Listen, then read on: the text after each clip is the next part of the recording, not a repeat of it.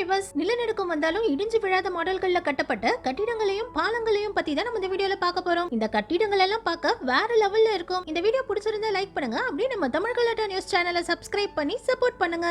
நம்ம முதல்ல பார்க்க போறது தாய்பே 101. இந்த பில்டிங் இருக்கிறது தாய்வான்ல. இந்த பில்டிங்கோட உயரம் 1617 ஃபீட். மொத்தம் இந்த பில்டிங்ல 120 ஃப்ளோர்ஸ் இருக்குது. தாய்வான்ல இதுதான் உயரமான பில்டிங்கும் கூட. இந்த பில்டிங்க்கு மேல 730 டன் வெயிட்ல உள்ள இந்த பெண்டிலம செட் பண்ணிருக்காங்க. இதனால நிலநடுக்கம் வந்து இந்த பில்டிங் ஷேக் ஆச்சுன்னா அதுக்கு ஆப்போசிட் சைடுல இந்த பெண்டிலம் நகர்ந்து பில்டிங் ரொம்ப ஷேக் ஆகாம பாத்துக்கும். நிலநடுக்கம் மட்டும் இல்லாம சூறாவளி காத்து அடிக்கும் போதும் இந்த பெண்டிலம் இந்த பில்டிங்கை ரொம்ப ஷேக் ஆகாம பாத்துக்குது. பில்டிங்கை கட்டி முடிச்சதுக்கு அப்புறம் ஏப்ரல் மாசம் 2024 இங்க 7.2 மேக்னிடியூட் அளவு நிலநடுக்கம் வந்துச்சு. அந்த டைம்ல இந்த பெண்டலம் இந்த பில்டிங் ரொம்ப ஷேக் ஆகாம பாத்துக்கிட்டதுனால அந்த நிலநடுக்கத்துல இந்த பில்டிங்க்கு எதுவுமே ஆகல. அடுத்தது ஒக்கஹாமா லேண்ட்மார்க் டவர். உலகத்திலேயே ஜப்பான்ல தான் அதிகமான நிலநடுக்கங்கள் வருது. இதனாலேயே ஜப்பான்ல இருக்கிற இந்த டவரை 10.2 மேக்னிடியூட் அளவுக்கு நிலநடுக்கம் வந்தா கூட இடிஞ்சு விழாத மாதிரி கட்டியிருக்காங்க. இந்த டவருக்கு நடுவுல ஒரு பெரிய சென்டர் காலம் மூலமா இந்த டவரை கட்டியிருக்காங்க. இந்த டவரோட பாட்டமையும் இந்த பெரிய 2 ரப்பர் காலம்க்கு மேல செட் பண்ணிருக்காங்க.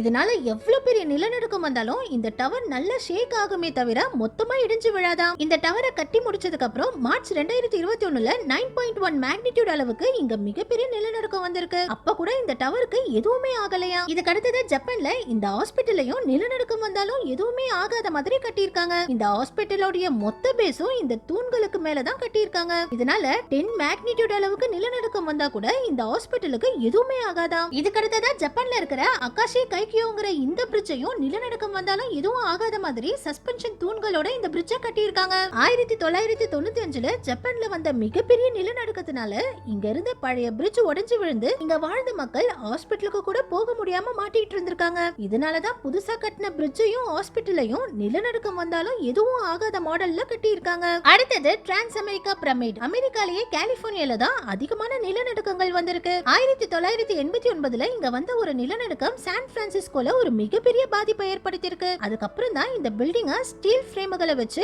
நிலநடுக்கத்திலையும் இடிஞ்சு விழாத மாதிரி கட்டியிருக்காங்க. இதுக்கு அடுத்ததான் மெக்சிகோல டொயரி மயூருங்கிற இந்த 55 மாடி பில்டிங்கையும் நிலநடுக்கம் வந்தாலும் எதுவும் ஆகாத மாதிரி கட்டியிருக்காங்க. இந்த பில்டிங்கோட அடிப்பகுதியை இந்த மாதிரி நிலநடுக்கம் வந்தாலும் அதுக்கு ஏத்த மாதிரி நகர்ற மாதிரி கட்டியிருக்காங்க. ஏன்னா 1985ல இங்கேயும் ஒரு மிகப்பெரிய நிலநடுக்கம் வந்துச்சு. அந்த நிலநடுக்கத்துக்கு அப்புறம் தான் இந்த மாதிரி ஒரு பில்டிங் பிளானையே உருவாக்கி இருக்காங்க. அடிப்பகுதி மட்டும் இல்லாம இந்த பில்டிங்கோட சைட் காலம்ஸ்லயும் இந்த மாதிரி டேம்பர்ஸ்னு சொல்லப்படுற ஷேக்கிங் பில்லர்ஸ்களை கொடுத்திருக்காங்க. இதனால 9.5 மேக்னிடியூட் அளவு நிலநடுக்கம் வந்தாலும் இந்த பில்டிங்க்கு எதுவுமே ஆகாதாம். இந்த பில்டிங்கை கட்டி முடிச்சதுக்கு அப்புறம் செப்டம்பர் மாசம் 2017ல இங்க 7.1 மேக்னிடியூட் அளவுக்கு நிலநடுக்கம் வந்திருக்கு. இந்த நிலநடுக்கத்துல இங்க இருந்த நிறைய பில்டிங் டேமேஜ் ஆனாலும் இந்த பில்டிங்க்கு மட்டும் எதுவுமே ஆகலையா. அடுத்தது ஷபிஹா கோக்சின் ஏர்போர்ட். துர்க்கி நாட்டிலையும் அதிகமா நிலநடுக்கங்கள் வரும். 2023ல கூட துர்க்கியில வந்த நிலநடுக்கத்தினால 50,000 பேருக்கு மேல இறந்து போனாங்க. 2020ல கூட துர்க்கியில ஒரு மிகப்பெரிய நிலநடுக்கம் வந்துச்சு. இந்த மாதிரி நிலநடுக்கங்கள் வரும்போது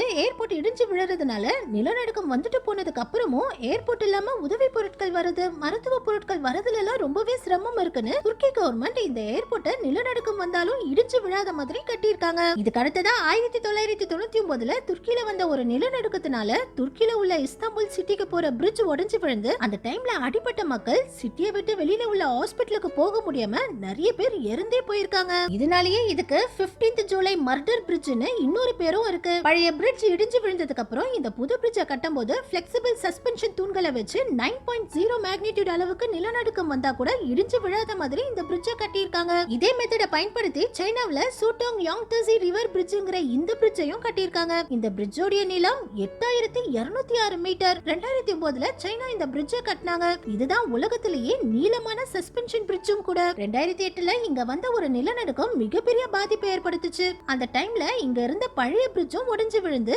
மக்களுடைய போக்குவரத்து மொத்தமா கட்டாயிட்டதுனால அதுக்கப்புறம் கட்டின இந்த பிரிட்ஜ நிலநடுக்கம் வந்தாலும் இடிஞ்சு விழாத மாதிரி கட்டியிருக்காங்க. அதுலயும் இந்த பிரிட்ஜுக்கு மேல உள்ள ரோட்ல வாகனங்கள் போகும், பிரிட்ஜுக்கு நடுவுல ட்ரெயின் போகும், பிரிட்ஜுக்கு கீழே கப்பல்கள் போகும். அடுத்தது California academy of science. San Francisco கலிபோர்னியால இருக்கிற இந்த பில்டிங்கை பார்க்கவே ரொம்பவும் வித்தியாசமா இருக்கும். 1980 1989ல இங்க இந்த பழைய கலிபோர்னியா அகாடமி பில்டிங் இருந்திருக்கு. ஆனா 2008ல ஏற்பட்ட நிலநடுக்கத்துல இந்த பில்டிங் மொத்தமா இடிஞ்சு விழுந்திருக்கு. இதனால புதுசா கட்டின இந்த பில்டிங்க ஈகோ ஃப்ரெண்ட்லி பில்டிங்காவும் பேஸ் இன்சுலேஷன் மெத்தட்ல நிலநடுக்கம் வந்தா இடிஞ்சு விழாத மாதிரியும் கட்டியிருக்காங்க. அதாவது எவ்வளவு சக்தி வாய்ந்த நிலநடுக்கம் வந்தாலும் இந்த பில்டிங் நல்லா ஷேக் ஆகுமே தவிர இடிஞ்சு விழாது. இந்த பில்டிங்கோட மேல் பகுதியையும் லிவிங் கிரீன் ரூஃபோட உருவாக்கி இருக்காங்க. இதனால ஏசியே இல்லாம இந்த பில்டிங்குள்ள எப்பவுமே சில்லுனே இருக்கும். அடுத்தது யுஎஸ் பேங்க் டவர். அமெரிக்கால இருக்கிற ரொம்பவும் உயரமான எர்த்குவேக் பில்டிங் இதுதான். இந்த பில்டிங்கோட உயரம் 310 மீட்டர். 73 மாடிகள் உள்ள இந்த பில்டிங் 8.0 மேக்னிட்யூட் அளவு நிலநடுக்கம் வந்தா கூட இந்த பில்டிங் தாங்குமாம்.